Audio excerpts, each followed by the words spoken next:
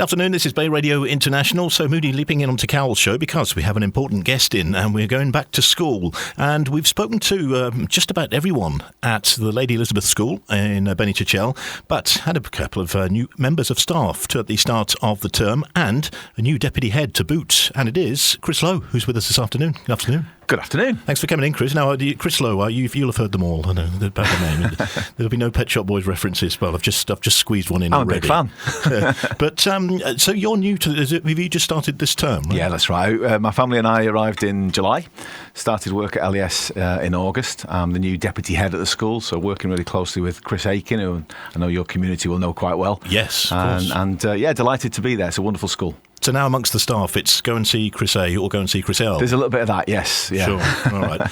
Now, you obviously to go in at deputy head at LES, you must have been a pretty decent level somewhere else. Where have you come from? Well, I've been a teacher for 26 years. Started out as a history teacher. I still sort of refer to myself as a history teacher, really. That's your kind of bread and butter. But since then, I've been involved in school leadership at various levels, various places. Worked in the Midlands, in the UK, in a couple of schools. Worked in Paris, an international school just outside Paris.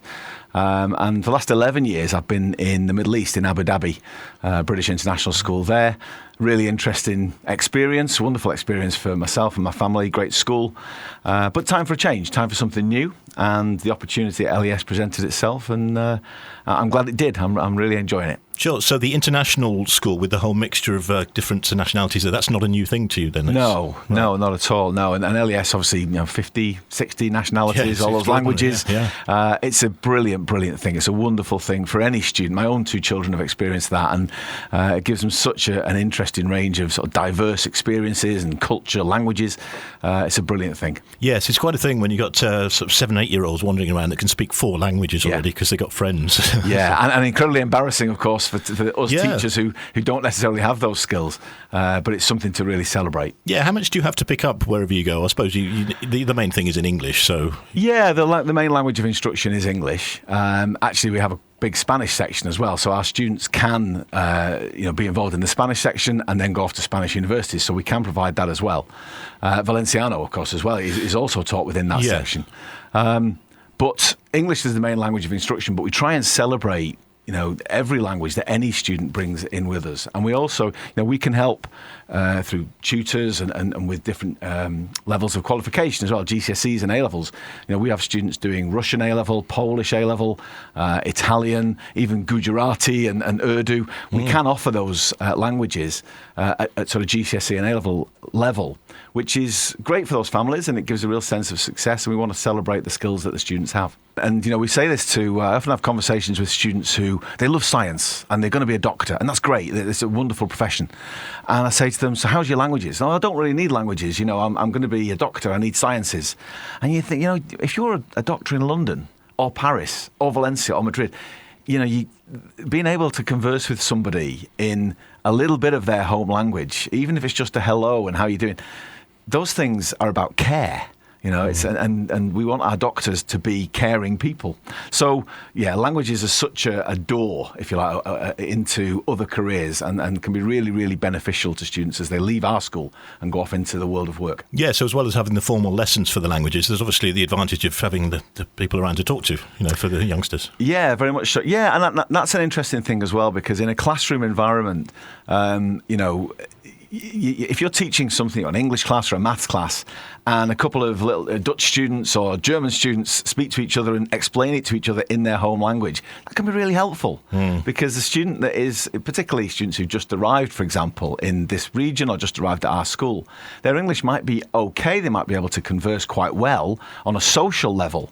But if you're doing a lesson on photosynthesis, a little bit of your home language there, and if there's someone else in the class that can help with that, that can be really, really powerful. It can help your learning in English because it's explained to you in your home language. And also, when you're learning a language, it's just doing 1 hour a week. You still have to go off and practice it.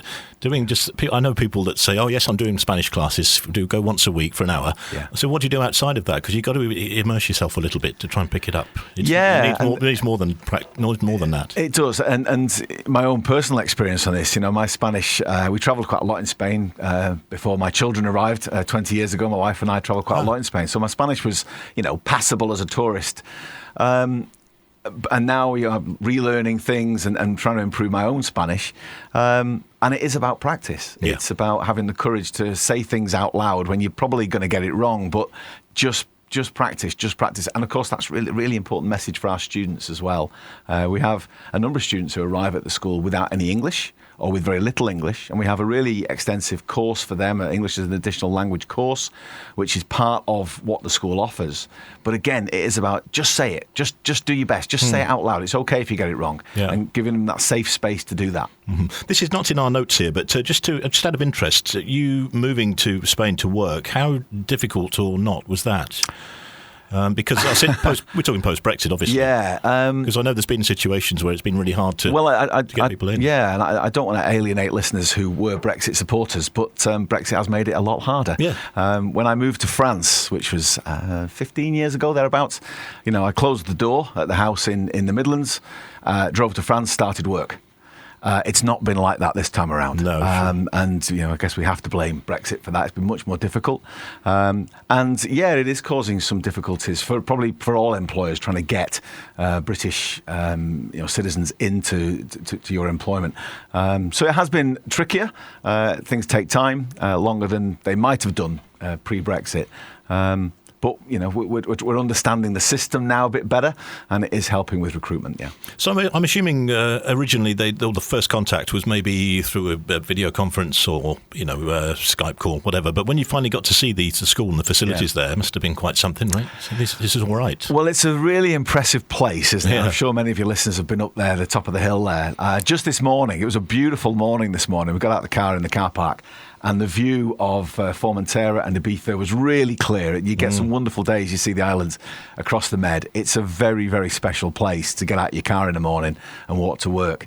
And of course, the site itself, the primary school has got these wonderful green spaces. The secondary school has got the lovely football pitch and the buildings built around that. Yeah, it's a great site, great facilities. But like all schools, it's the students that make it. It's not the buildings. It's all about the people, really. You've been given that message, I know. Well, you know that yourself. But whenever I speak to someone like Chris Aiken, it's, yes, we hammer the facilities, but it's the students that count and the sort of daily life there. So what sets it apart at LES? Have you noticed differences from where you've been before? Well, it's a large school, which allows a kind of personalisation. It allows us to do some things that smaller schools might not be able to do, in terms of courses that we can run, facilities as well. Two swimming pools, for example, one in the primary school, one in the secondary school. That's fantastic.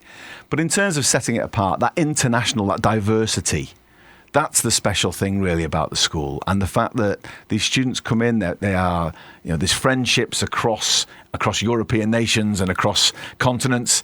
That's really, really special. And so it's always the students. The students are such good fun. They are curious. They are excited and excitable about learning and about the friendship groups they have within the school. So that's really what's so special about the place. Okay, and there's some good support for them. I know, making them become well-rounded learners. Plenty of support from the staff, and there's all sorts of extracurricular activities as well. It's not just you go into the classroom for that lesson, then you're out. There's a whole life around the school as well, isn't there? Very much so, yeah. It's a great community. And parents too, parents as learners, the PALS thing that we do. In fact, I'm doing a little talk next week, actually, for the PALS group on sort of future pathways, university planning, that kind of thing. We have parents coming up for Spanish classes, and they use our gym and our pool. And for the students, after school, we run plus clubs, football, volleyball, lots of sport, but also science clubs and robotics and art clubs and all sorts of things that go on after school. And as part of the ISP group, actually, the school is part of the ISP group. We've got students going up to Madrid to do TED Talks. Really excited that ISP are beginning a sports competition, which will also be up in Madrid. The various ISP schools in Iberia will be competing against each other in a sports competition. And that's brilliant because it shows that the power of being a part of a bigger group means that students can have access to other students around Spain as well, and indeed teachers too. There's professional development opportunities. Yeah. So that's a really helpful thing within the school. I've seen some of those intergroup sports tournaments, if you like, before, and yes, it's nice to meet the other schools, but very competitive underneath. Very much so. We want to win this. Well, when we had the conversation about it and the news came through, we were going to do this. We did have a conversation about it, and we said it's a fantastic opportunity. The PE teacher's really excited about it, and I did say, but we are going to win, aren't we? Yeah, right. So there's lots of things like that, real life experiences that are brought into the curriculum. There's a balance. We want, any school wants education to be fun. We want learning to be a joy in itself. It isn't all about preparing for later in life. We want students to enjoy the moment and to enjoy the experience of learning something in that moment. But we also understand that the world is changing a great deal. And, here in this region, I've met so many parents who are essentially, they're working on a laptop and they're working with people in New York or London, wherever. That wasn't a thing even 10 years ago, really. No. So the world of work is changing for our students. And you see that, for example, in some of the university courses that our students go off to do. So, of course, they still go off to do law and medicine and history and English. But increasingly, they're also doing courses in artificial intelligence. We've got students going off last year to do video game design. So the world of work is changing. And we also know that the world of work, that idea of one job, I've been very lucky, 26 years as a teacher, that's fantastic. But for most people, that's not going to be their experience over the next 20, 30 years as they leave LES. So we need them to be adaptable. We need them to be resilient. We need them to have character. They're going to start their own businesses. They're going to work on projects. That project's going to finish. Then you start a new project. And that might have to be somewhere else in the world. So that mobility, that adaptability, those are the sorts of skills that we really need our students to understand that they need, and we need to give them opportunities to use those experiences in their time in LES. Yeah, so as the world changes, the school adapts as well, because what gets levelled at education a lot these days is that it's just teaching them stuff they're never going to use in their life. But when you're bringing in these sort of courses and extra bits, that's preparing them. Yeah, absolutely. And we... there's some wonderful research being done by the OECD on this. They've got a fantastic learning compass for the it's called Learning Compass 2030. And what they're saying is, yes, of course, they'll need these skills, and particularly they'll need critical thinking skills. And that's where, sometimes we do get like, why are you still teaching them history? Why are you still teaching them English? Why are you still teaching them maths? The world's changing. But subject knowledge, knowing something, you can't really think and analyse and evaluate unless you know some stuff. So the idea of those skills coming from the subject knowledge that we teach, when we're teaching students English or maths or science, we're also encouraging thinking skills which they are usable later. So the subject knowledge is essential because you can't, when you're analysing a text in English, that skill of analysis, yes, you may be applying that to data later, but it's the same skill. Mm-hmm. So the skills that we teach in school, the subjects that we teach in school, that subject knowledge is still crucially important because it's about learning how to learn. Yeah, sure. I mean, I don't know how you sort of look at it from, history teacher, but what about the arts side of things? It's important, isn't it? And it's the first thing to go when they cut budgets, the music department and drama department. But it's a huge thing in connecting people and for future life. Very much. Yeah, that's true. And that's the sadness. Over the last 20, 30 years, education has kind of drifted towards maths and science and, made some subjects compulsory and time in school for subjects like the humanities and the arts has reduced. But the truth is, so many of our roles now rely on good communication. And that good communication comes in subjects like drama. Mm-hmm. That's what drama is all about, communicating ideas. So, we know that we have great mathematicians in school. Great mathematicians are often also good musicians. Yeah. Those two are so often... a mind works in that kind of way. It's mathematical and it's musical.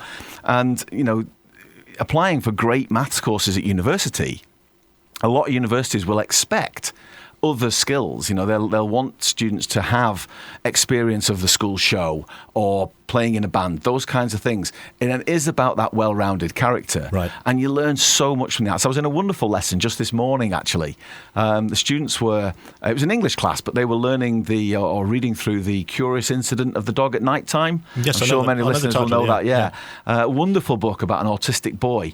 And the idea that these students were, having this mirror held up to them about the experiences of someone different to them.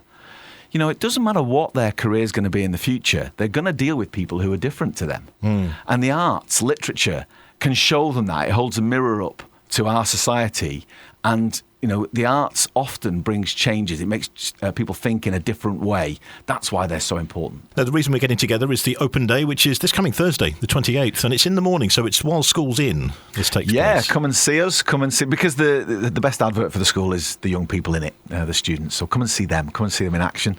And we're really looking forward to welcoming anybody who wants to come and have a look around our school. Mm-hmm. Yeah, I mean, it's the best way to get a good idea of what goes on there, of course. And any specific activities planned? Are you just seeing it as it is, or is there anything particular in place? Well, largely as is, but very importantly, your tour guide will be a student. You'll meet some students, and they'll be the ones showing off their school. It's their school. It's not my school. It's not Mr. Aiken's school. It's their school. So they'll be the ones showing you around. You'll see classes in action. You can see the primary site, which is across the way is the secondary site. Of course, we do have on that Thursday. All of our sixth form students, in particular, the older students, are involved in something called the Model United Nations. Oh, yes, I know which of is this. It's a wonderful, wonderful way of getting students debating, discussing, planning, and that's happening on Thursday. They're having a debate for the Model United Nations. So if you're interested in seeing something like that, come and have a look. That'd be interesting, yes. So people still do debate stuff. They don't just say, you're wrong, you're out, I'm not talking to you anymore. Well, it's important because that's the way it's gone, isn't it? So you just fall out with them because you've not got the same views. One of the things about education, and I really believe very strongly, teachers, educationalists, we have such a responsibility to civic society. To democracy, you might say, and that sense that of saying to students, look, you can of course you can have an opinion, but you've got to listen to others as well, and sometimes you might change your mind, and that's okay. That's an essential part, isn't it, of civic society, of the sense of when you grow up and you go out into the world of work, listening to others and having an open mind about things, and having strong opinions is great.